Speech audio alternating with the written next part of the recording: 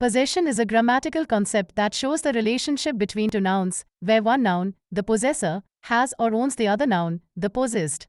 For example, in the phrase, John's car, John is the possessor and car is the possessed.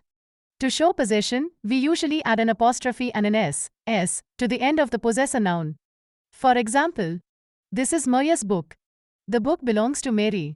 That is Tom's dog. The dog belongs to Tom. If the possessor noun is plural and ends with an s, we only add an apostrophe to the end of the noun. For example, these are the students' papers. The papers belong to the students. Those are the birds' nests. The nests belong to the birds. If the possessor noun is plural but does not end with an s, we add an apostrophe and an s to the end of the noun. For example, this is the children's playground. The playground belongs to the children. That is the women's restroom. The restroom belongs to the women.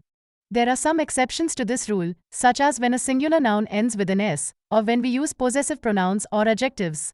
You can find more information about these cases in the web search results.